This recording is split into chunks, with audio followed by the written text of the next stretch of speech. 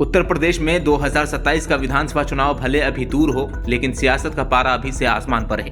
हर party अपने अपने समीकरण दुरुस्त करने में जुटी है और बयानबाजी भी रोज नए मोड़ ले रही है। सत्ता पक्ष से लेकर विपक्ष तक हर नेता मैदान में उतर चुका है।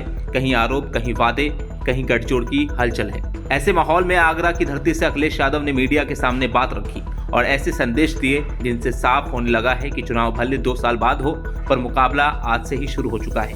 अखिलेश यादव ने मीडिया से बात करते हुए कहा कि इस देश की असली पहचान हमारी हिंदुस्तानियत है। मिली जुली संस्कृति, जो अपनापन और मोहब्बत यहाँ हमेशा रही है, वो और बढ़नी चाहिए।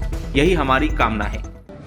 न केवल कोई मांग की है, बल्कि जो हमारी हिंदुस्तानियत है, जो मिली जुली संस्कृति है, हम एक दूसरे का सम्मान, एक दूसरे का भरोसा, एक दूसरे के प्रति हम लोगों का लगाव इस समाज में, देश में और बढ़े, ऐसी ही हमें कामनाएं, ऐसी उम्मीद है यहाँ से।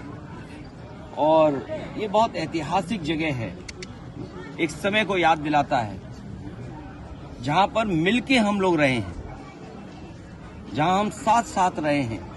और यही सबसे बड़ी हमारे हिंदुस्तान की पहचान है कि हमारे अलग अलग जाति धर्म के लोग मिलकर के एक साथ रहते हैं। और जब मैं देख रहा हूँ कोई विदेश से आया हुआ है जो टूरिस्ट दिखाई दे रहा है, कोई भारत के दूसरे हिस्से से आया है, और यहाँ के अपने लोग भी हैं। न केवल एक स्थान है जो सम्मान की तरह देखा जाता है, बल्कि एक हमारे आपके जीवन में खुशहाली लाने का भी है। बहुत सारे लोगों का जीवन यापन यहाँ से चल रहा है। उन्होंने ये भी साफ कहा कि बाबा साहब भीमराव अंबेडकर को आज याद करना इसलिए जरूरी है क्योंकि संविधान की वजह से ही हम सबको बराबरी, सम्मान और हक मिला। अखिलेश यादव ने कहा कि संविधान की किताब पीडीए के लिए किस्मत की किताब है। आज जहां हम एसआईआर की चर्चा कर रहे हैं, भाई बाबा साहब भीमराव अंबेडकर जी को भी हम लोग याद करते हैं कि उन्होंने जो संविधान दिया, उस संविधान की वजह से हम हक और सम्मान मिल रहा है। संविधान की किताब पीडीए के लिए किस्मत की किताब है। संविधान की किताब किस्मत की किताब है, और वो किस्मत की किताब अगर हमारे बीच न होती तो न जाने क्या क्या हम लोगों का सामना करना पड़ता। हमने देखा कि कई बार वो लोग जो वर्चस्ववादी हैं, ताकतवर लोग हैं, वो हमारा और आपका अपमान करते हैं। पीडीए के लोगों का अपमान किया है, यहाँ तक कि जूता तक फेंक दिया गया कोर्ट में, सुप्रीम कोर्ट में। यहाँ तक की घटनाएं हम लोगों को सुनने को मिलती कि चेहरे पर न जाने क्या क्या लगा देते हैं, और कितना अपमान हम लोगों को सहना पड़ता है। इसलिए संविधान की किताब पीडीए के लोगों की किस्मत की किताब है। अखिलेश यादव ने सरकार पर निशाना साधते हुए कहा कि सरकार समझ ले कि अगर उद्योगपति ताकतवर होंगे तो हमें और आपको उनसे भिड़ना पड़ेगा। अगर आप ताकतवर करोगे तो वो सरकार की भी नहीं सुनेंगे।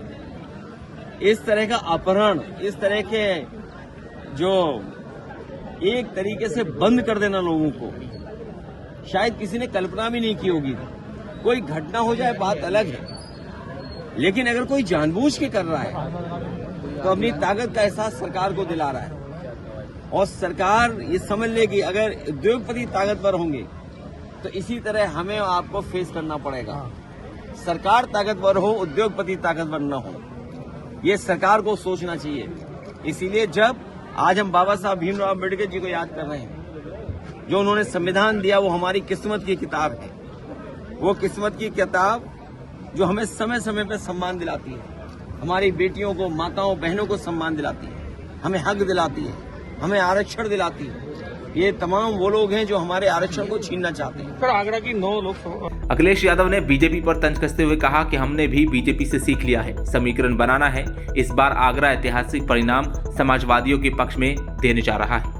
यानी 2027 की लड़ाई अभी शुरू भी नहीं हुई है और पिच पर पहला बड़ा वार दर्ज हो चुका है। अखिलेश की भाषा में भरोसा, तंज, चेतावनी और राजनीति का हिसाब सब कुछ एक साथ दिखा। अब देखना यही है कि सियासी गर्मी अभी से शुरू हुई है, ये जंग आगे किस करवट बैठती है।